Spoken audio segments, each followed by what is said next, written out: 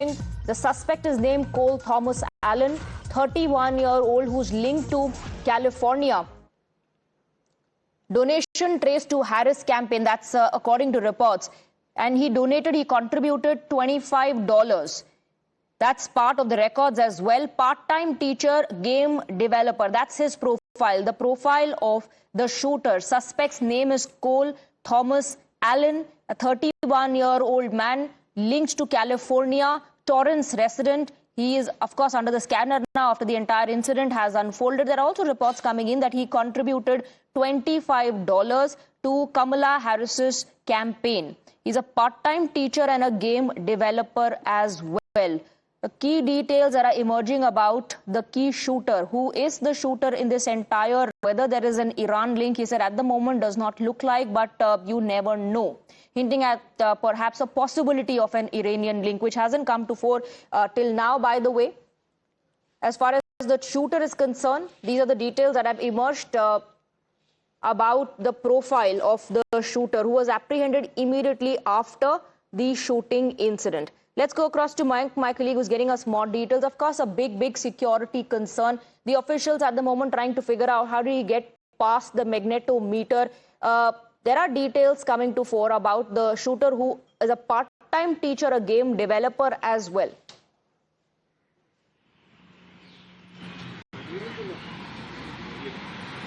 Yeah, see, one cannot at all deny, because profiling is whenever a VIP and that too somebody like a president or a prime minister, they move a profiling not only of the place but the kind of people who attend the meeting and the kind of a layering of the security is done. It's all well planned and pre-planned.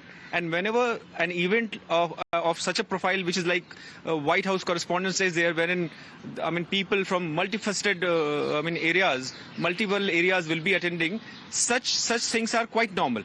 So we cannot deny this fact that there had been a breach of security, that too with a kind of a weapon.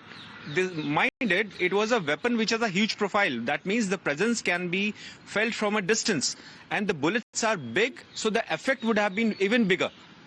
Only thing saving grace has been that nobody has, except for a basic smaller injury to a security personnel, that the best part has been the president, and none of the officials from the cabinet of or the secretaries or the people from within the gathering have got injured. But then the layering, when I say there's a protocol followed. To make the viewers understand from Indian perspective, there's something called as warrant of presidents in India, which enlists people from top to bottom in what way the security, not only the security, the cordon or the presence will be acknowledged, or who is going to welcome the person, who can be allowed to get nearer to the person. And then amongst that also a cocoon sort of a thing, layering is developed. What I mean to say is actually only few basic people are allowed to get nearer to the VIP. Absolutely. And VIP and in also, this case in was fact, the as far as the event is concerned, it's only based on the invite, only as per invite. So that's one other question. How did he manage to get access to the area? Is it that he was living in the hotel, living at the venue, and just like other guests managed to get access, but how did he go beyond the magnetometer? That's another issue that the officials are looking at. Mayank, do stay on with us. Let's break down the details of what is available in public domain as far as the identity of the shooter is concerned. Name, Cole Thomas Allen, age 31 years old. And according to reports, he's based out of Torrance in California. That's his location. This is what reports suggest. Now, political trace. This is once again, as per reports, that he donated to Kamala Harris campaign. $25 was the amount that he contributed, and there are records to show that. As far as the profile of the suspect is concerned, worked as a part-time teacher. He is also a video game developer and had a low public digital footprint. All these details part of the profile. Education background. Look at the education background of this man. California Institute of Tech grad. He studied from there. Then he holds a bachelor's degree in mechanical engineering, also holds a master's degree in computer science, and was named as Teacher of the Month at the institute where he teaches. Let's now take a look at what Donald Trump said right after the shooting incident. He held a press conference. This is how he responded. The man has been captured. They're going to his apartment. I guess he lives in California, and he's a sick person, a very sick person, and we don't want things like this to happen. I think it's very important that I say, though, And I told the representatives of the evening, they did such a beautiful job. It was such a beautiful evening. And again, they're talking about free speech in our Constitution. That's what it's all about, not just White House Correspondents. It was really based on free speech in our Constitution. I want to thank the First Lady that was a rather traumatic experience for her. There was a lot of action taking place up there very quickly. We also have another report from just moments after the gunfire, shortly after Donald Trump. Along with that, let's also take a look at the incidents that have happened in the history of United States when Abraham Lincoln was shot on 14th April 1865, died a day later. This happened at Ford's Theater in Washington, D.C. He was assassinated by John Wilkes Booth. So Abraham Lincoln was assassinated. Then you have James Garfield, shot on 2nd July 1881, died on September 19th. This happened at the Washington, D.C. train station, was assassinated by Charles. A bloody history of United States of America. This is how the leaders were assassinated. Then let's talk about William McKinley, shot on 6th of September 1901, died on September 14th. Near the Pan American Expo in New York, assassinated by Leon. Then you have John F. Kennedy, shot fatally on the 22nd of November 1963 at the Dealey Plaza in Dallas, was assassinated by Lee Harvey Oswald. So these are the incidents that have happened in the past and how U.S. presidents came under campaigning. That's when shots were fired. And remember, he was injured during that particular event. Then here is another incident reported September 2024. This happened in Florida. AK-47 was recovered, and it did not stop just at that. Now take a look at what transpired on 26th. This is the latest. You can see Donald Trump along with J.D. Vance, Melania Trump sitting there on the stage. There comes a moment when everyone takes note of the shots being fired, and then immediately the top leaders are evacuated. So this is the latest, and this tells you about how attempts have been made in the past as well, just against Donald Trump. Assassination bid foiled clearly here on the 26th of April 2026. And of course, an investigation is currently underway to get more details.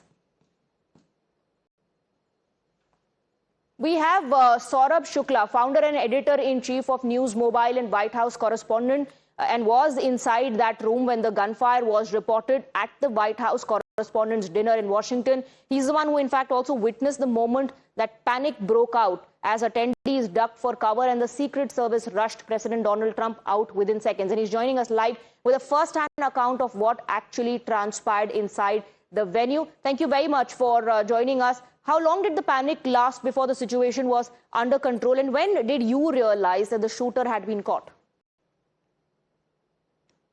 So I was in touch even while, and I can explain to you, it's like, I was like, even as a journalist, my first instinct is to get out and report and get things, but I knew, knowing very well that we were in a closed room, and the kind of things and the reaction from the Secret Service told me that something was really amiss. And we were like, so I was obviously messaging some of my sources from down below, telling my family as well that we are safe, and we were crouched under the thing. And then after a while, one of the Secret Service agents, she was there, in fact, who had her gun out right there at one of the, because I was seated right next to where President Trump's holding area, where they could get him. As you know, when you see the conclaves happening, when Prime Minister is also ushered through, the SPG ushers him through a separate door, right? So think of that area. So then when we were told, then it's all right. Then they came in, and obviously in ordinary manner, nobody was like jostling or something like that, and they got us out. They opened several exit routes, and as I said, we came out of the kitchen of the hotel, and some of the others took the other route, and outside as well there were police guiding us, and there were choppers all over, obviously hovering over the hotel, and the commandos had overtaken, obviously had laid siege to make sure that no one else was there. And once they declared, in fact, one of the other thing was that President Trump wanted to come back. This is what some of my White House colleagues, and he confirmed that but he was told by Secret Service that it's not safe at all, and now that's the reason why the event has been cancelled. But to be fair, he said it will happen within the next 30 days. This is what the First Amendment, the freedom of press is all about, and I'm glad we are upholding it. And he was brave enough to stand there today and demonstrate that resolve. Did anything strike you as surprising about how the situation was handled, especially about security? Was anything amiss? I won't want to speculate really what went wrong, because, this is obviously this is a postmortem which has to be done. But the first thing was that one part of the hotel was also being used by hotel guests. There were airline crews, there were, others who were coming in. And the first, when you enter the lobby, there wasn't any screening there, okay, which is there usually in Indian hotels. That wasn't there. The screening was only there once you got into the holding area of where this event was being held, because obviously they did not want to inconvenience other guests who were staying in the hotel. But, you have to, but they had sniffer dogs. Obviously, sniffer dogs would have sniffed for explosives, not for somebody carrying a gun. There was a question asked to President Trump. Obviously, he didn't at that moment answer it about whether this assassin assembled something inside the hotel. Maybe he got it.